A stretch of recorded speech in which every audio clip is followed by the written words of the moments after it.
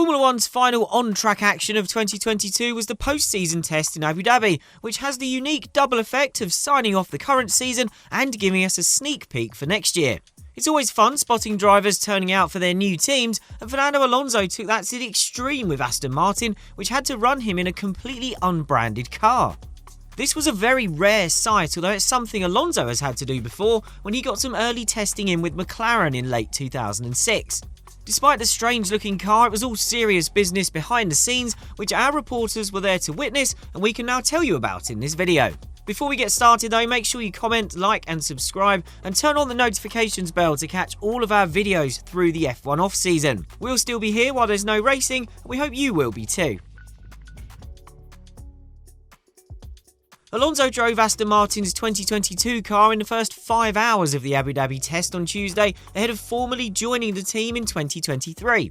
And the first thing everybody noticed about his first Aston Martin run was the car itself. The AMR 22 was seen purely in its base colour scheme, with no sponsor logos or even the little Union Jack that usually adorns the tip of the nose. Only a small Pirelli sticker and an Aston Martin badge appeared on the car, while Alonso wore a black race suit and a neutral crash helmet design. This is because Alonso is allowed to drive for Aston Martin, but isn't allowed to advertise the brand or its sponsors as he's still under contract with Alpine. We'll come to how Alonso was the obvious outsider at the test in this regard shortly, but for now let's stick to the more serious aspect of his Aston Martin debut. Alonso's desire to squeeze as much as possible out of this test was shown by him being the first car in the pit lane at the start of the day, and according to him, the first driver in the paddock on Monday to meet his new team. He completed 97 laps in 5 hours before handing over the car to Lance Stroll for the final few hours and gave a glowing verdict on his new team. One of the things Alonso spent a long time trying to adjust with Alpine last year was its power steering system and how that allowed him to properly feel what the front tyres were doing. This was something that Alonso was wary about before his first run with Aston Martin and even raised concerns with the team in advance, but he found it a happy surprise that little actually needs changing. Alonso said it was nice to feel the difference in car characteristics, and after a year with Alpine that was dogged by reliability problems, he also reserved praise for the outstanding reliability of the Mercedes-powered Aston Martin, despite running with a high-mileage engine.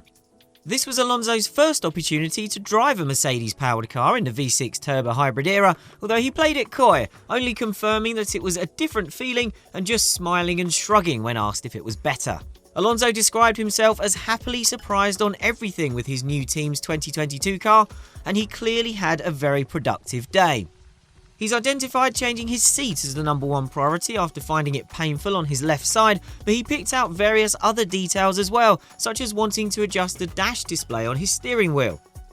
One area Alonso doesn't seem worried about getting used to is driving the car quickly. He claimed his adaptation was nearly over with his very first run because he felt so competitive. New team, same old Alonso. Alonso was far from the only debutant at this test, even if he was the most prominent and seemed to have the strictest rules to follow.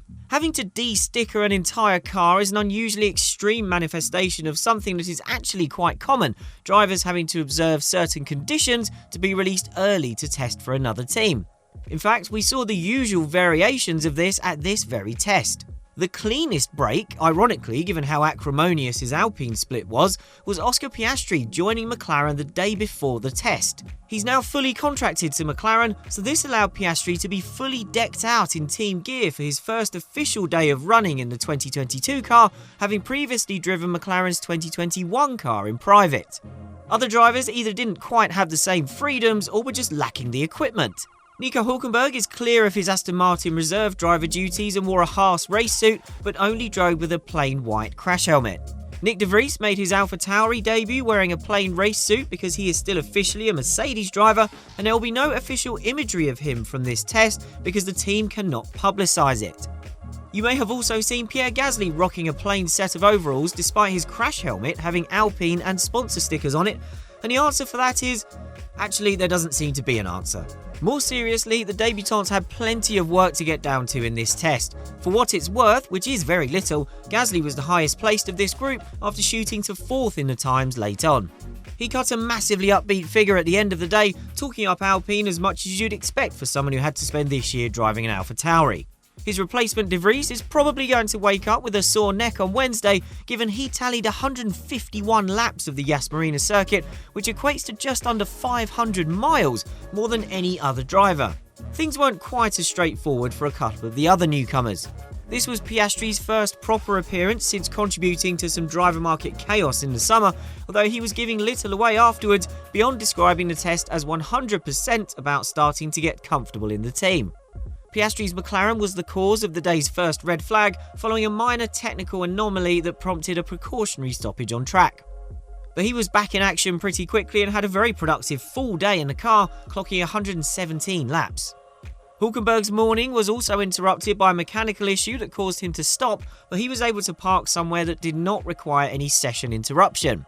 Fortunately, the car was also able to be retrieved, allowing him to return to the track. So even though he was limited to just 27 laps in the first 4 hours, he cleared well over 100 by the end, enough to cause what he jokingly referred to as human degradation because he got so tired.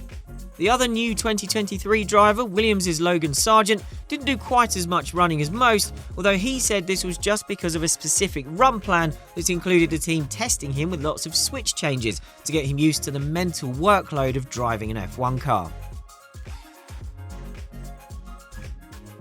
Ferrari ended the year by topping the test with its car's first, second and third in the times.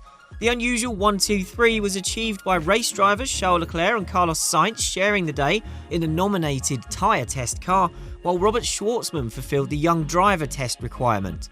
Leclerc drove in the morning for Ferrari and topped the times from the opening hour until Sainz took over and lapped just over a tenth faster in the afternoon, although this was still 1.4 seconds slower than Max Verstappen's pole time from the weekend. Lap times are largely meaningless in this test, not least because all the cars are running 2023 Pirelli tyres and the teams have different allocations for each driver. One car was run for young drivers, someone who has not competed in more than 2 Grand Prix, while the other was the nominal tyre test car, driven by a driver with an F1 super licence.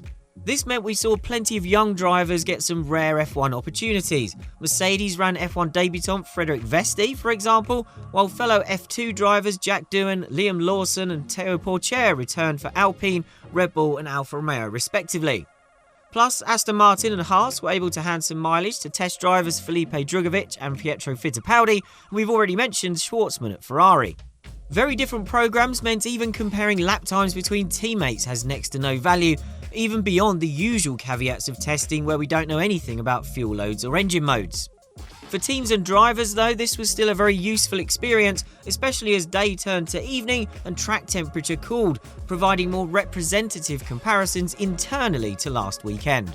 If nothing else, we got a flavour of F1 2023, but we won't be kidding ourselves or you into thinking this gave any serious clues about next season, beyond the fact Alonso's Aston Martin should be fully stickered up by then.